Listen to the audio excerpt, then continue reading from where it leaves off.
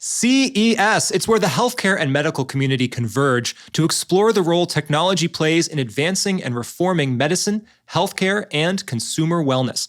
It's where business gets done, with more than 14,000 attendees at last year's show focused on digital health solutions. Join us in Las Vegas, January 9th through the 12th. Go to ces.tech/register.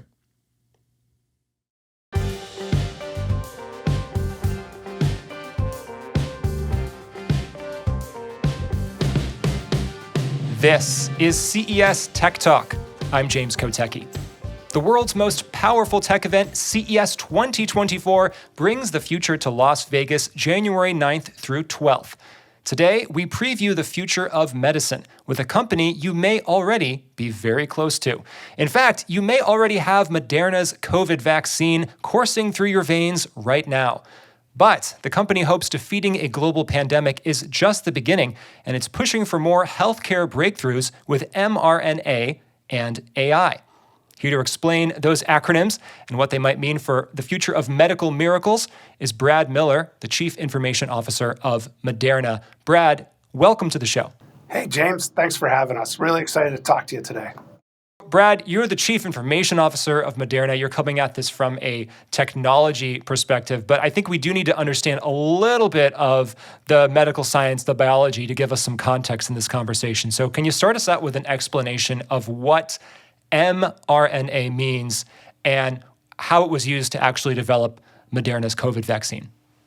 Yeah, sure. Again, thanks for having me. Really excited today. And to start with, mRNA, like messenger ribonucleic acid, as I'm sure many people out there know, is a single-stranded molecule of RNA that really does just represent the genetic sequence of a gene. The body takes that in, and there's this little component in the body called a ribosome inside a cell, and it reads that mRNA and kicks off the process of the synthesis of proteins.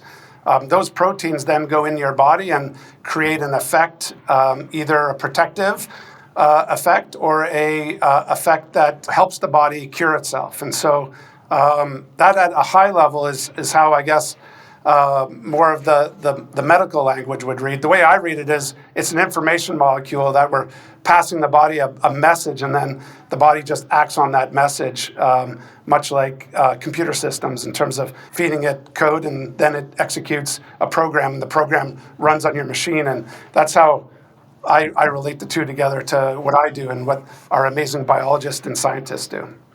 It makes sense that you would give it that analogy. And of course, the program is to generate a resistance to the virus, right? In this case, COVID-19.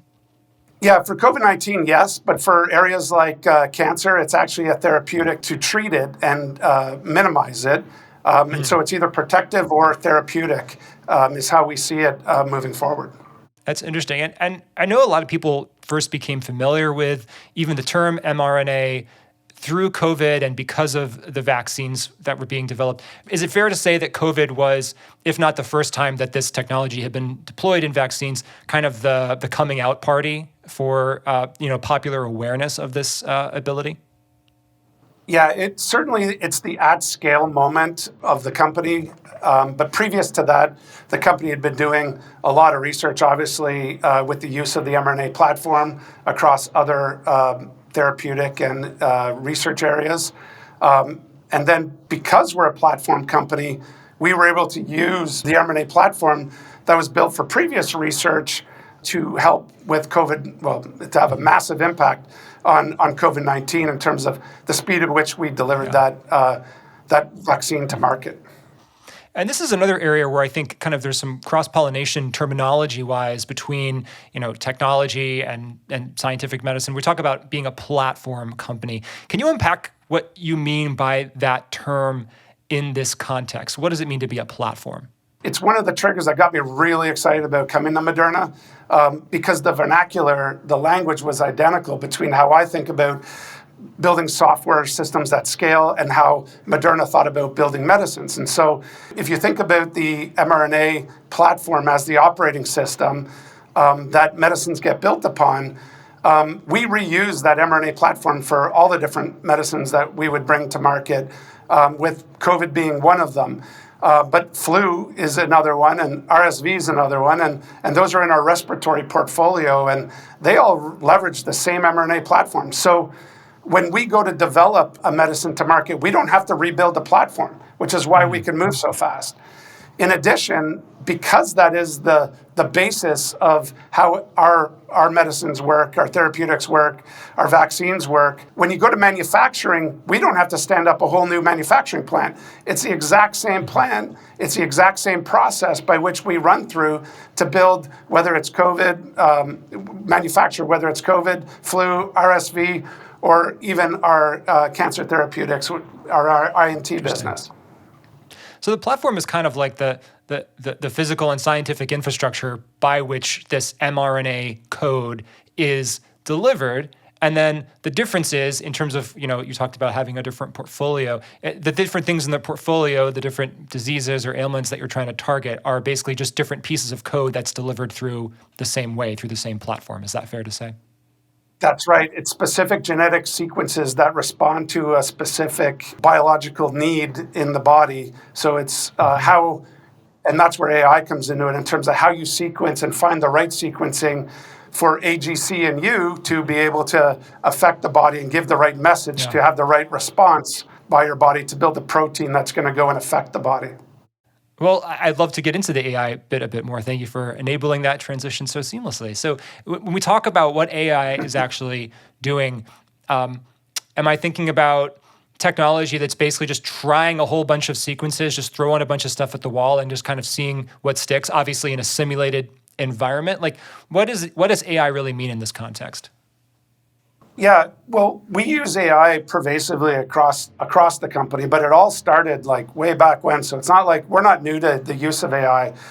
It's been foundational to identifying the right sequence to any issue that we're trying to solve. And so it is exactly as you mentioned. There's a lot of permutations of four and the sequencing of A, G, C, and U that can actually come together to have the right effect on the body. And so it's really figuring out that right sequencing and then testing it and then iterating on it and using that data feedback loop back into the algorithm to strengthen the algorithm and get very more specific about what is the right answer, which is why a great example of that is with COVID-19.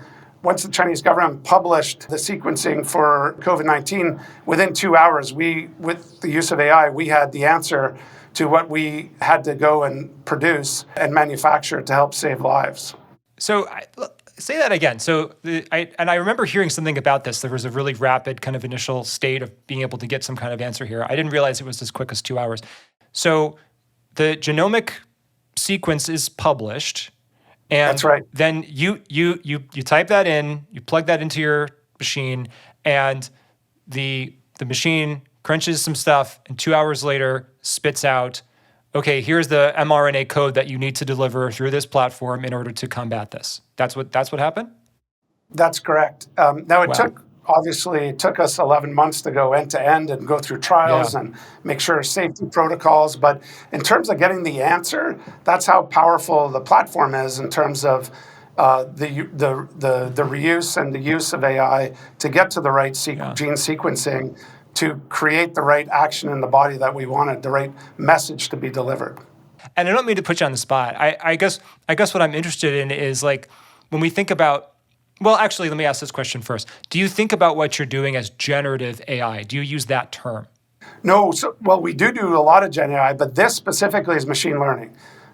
This is writing algorithms, having the algorithm learn to get to the right answer versus processing a ton of data from like literature or whatever else from a Gen AI perspective and having a conversation with the data. I do think we'll be able to use a lot of Gen AI capabilities from a opportunity of what medicines we could go into by analyzing a lot of the research and documentation. And we've started doing some of that with Gen AI. But for this specifically, it's the basis of our machine learning platform that we have for research that we have taken and extended now across the rest of the company. And it sounds like what you're talking about with machine learning. It's like there is an answer. There is an optimal, combination. There is a code to kind of unlock here, and that's what you're doing as far as the mRNA for vaccines. We'll get into. Correct. I want to get more into Gen AI in a second, but the reason I like to get into these questions of kind of what's on the screen and what's the actual user experience like. I definitely don't mean to put you on the spot, but it's more about kind of understanding how people actually interact with AI and what AI can kind of mean in different contexts. Because as you know, I think generative AI has such a hold on people's imagination. Many people became aware of AI as a concept seemingly just about a year ago when ChatGPT kind of first came out to the public. But of course, as you know, AI can mean so much more than that. Have you had to kind of put frameworks in place internally at Moderna for kind of understanding and even communicating what AI is, what different kinds of AI are, and kind of how those operate inside Moderna? Yeah, very much so. I mean, it's because of the explosion of Gen AI, everyone hopped on the AI term of that, which impacts the umbrella of AI and how we talk about it as a company. And so we had to go through some good education process as well in terms of like underneath the big umbrella of AI. Yes, we have machine learning, and yes, there's Gen AI, and I would even argue, as I was talking about mRNA and how we're trying to define the right sequence of nucleotides using machine learning. We're doing that to get to a finite answer of the right answer of that sequencing of those nucleotides. And yet, there's other uses of machine learning that are continuously learning and updating. Like a good example would be the data that we bring in from the southern hemisphere of flu versus the northern hemisphere, and what areas are being impacted greater than others. And we have big algorithms that look at that information that are continuously learning versus getting to a specific answer like we do with our sequencing of nucleotides for our mRNA development. And then that is, I guess, complementary to Gen AI, which is completely different, using large language models to take in large amounts of content and then be able to have a conversation with that content, seeking information and more knowledge. And those are just very different use cases in my mind. And I understand that I believe half of Moderna's employees are using generative AI on the job. What are some of the interesting things that you're doing with that internally?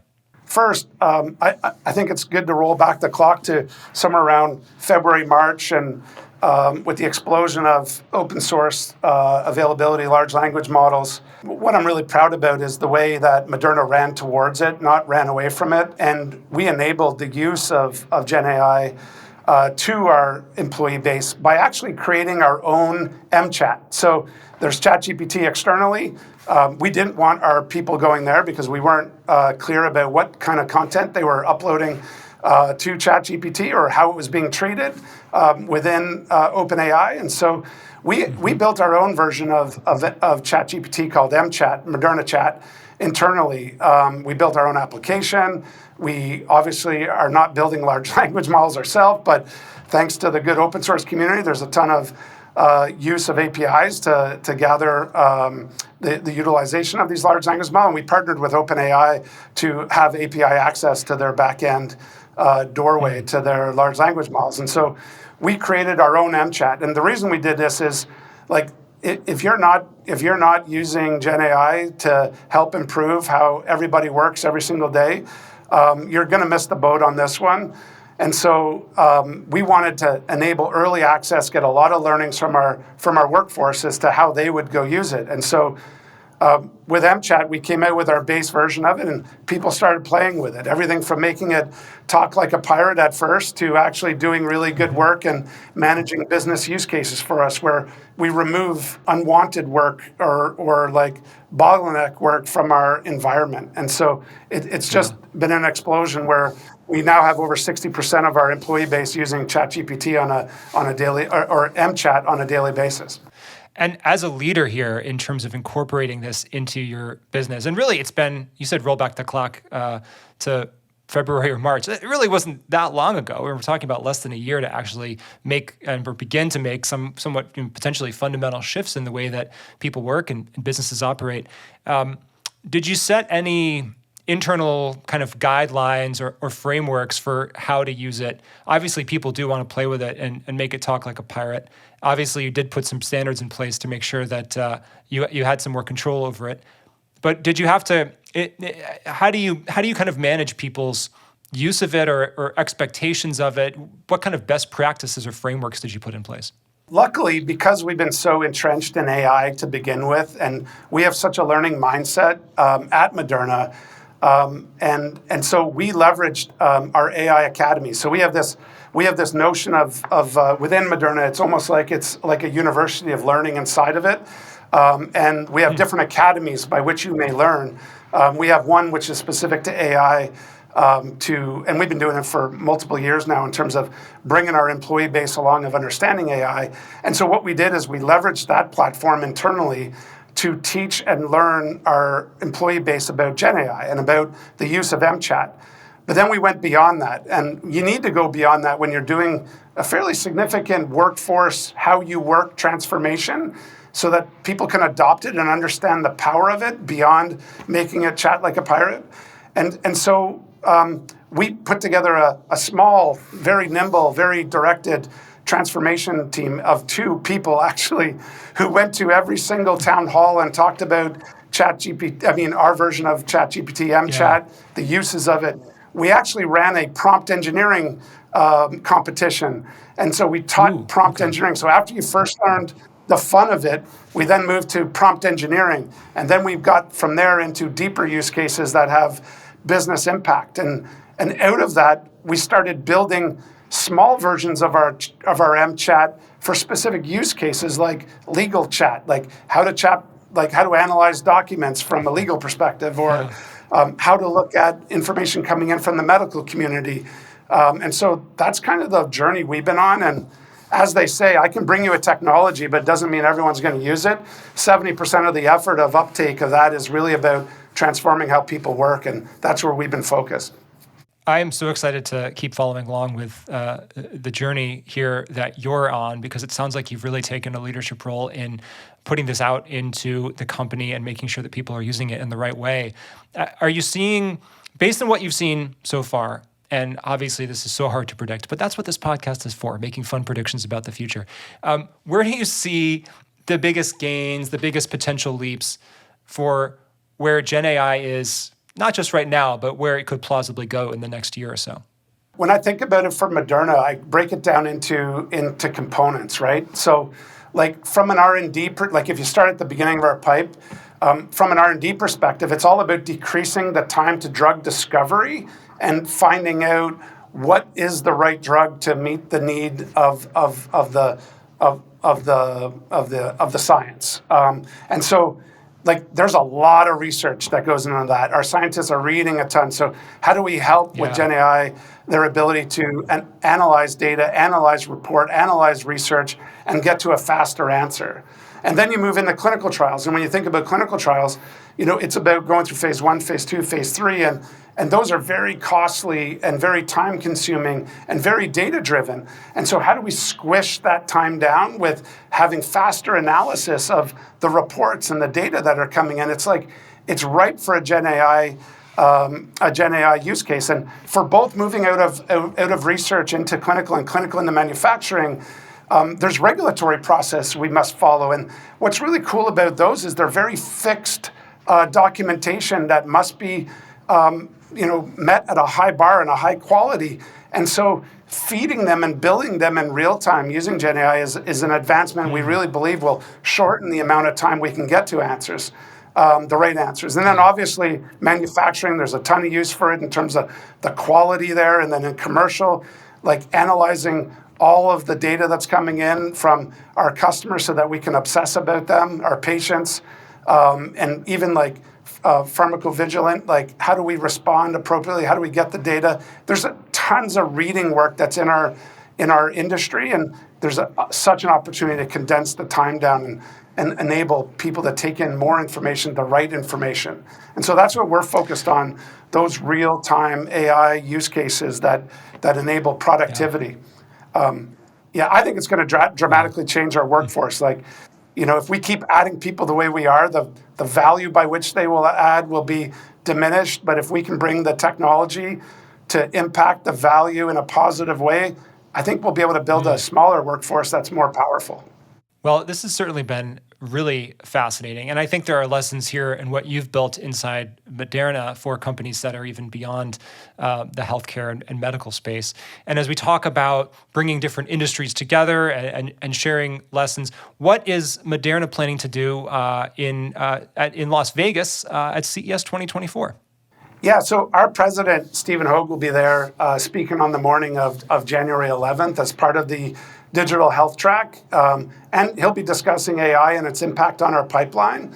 We're also going to be sponsoring a lounge with digital health space at CES. So I encourage everyone to come check it out. Come talk with us. I'll be there as well. Be great to see everybody. And I'd like to learn what everybody else is doing too, so that I can accelerate our use of AI at Moderna as well. I think when our jobs are all about saving lives, it's not about what's good for me. It's about how we can share as much as we can and really embrace the community aspect of it, so that all of us can have a greater impact on humanity, which is, that's our mission, is how do we have the greatest impact on people with the use of mRNA. So. Well, I can't think of a better way to wrap up the conversation than what you just said. Brad Miller, Chief Information Officer, Moderna. Thank you so much for being on the show today. Thanks, James. And that's our show for now, but there's always more tech to talk about. So if you're joining us on YouTube, be sure to hit that subscribe button, leave a comment, and if you're listening on Spotify, Apple Podcasts, iHeartMedia, or wherever you get your podcasts, be sure to hit that follow button. You can get even more CES and prepare for Vegas at ces.tech. That's ces.tech. Our show is produced by Nicole Vidovich and Mason Manuel, recorded by Eric Kirkland, and edited by Third Spoon. I'm James Kotecki, talking tech on CES Tech Talk.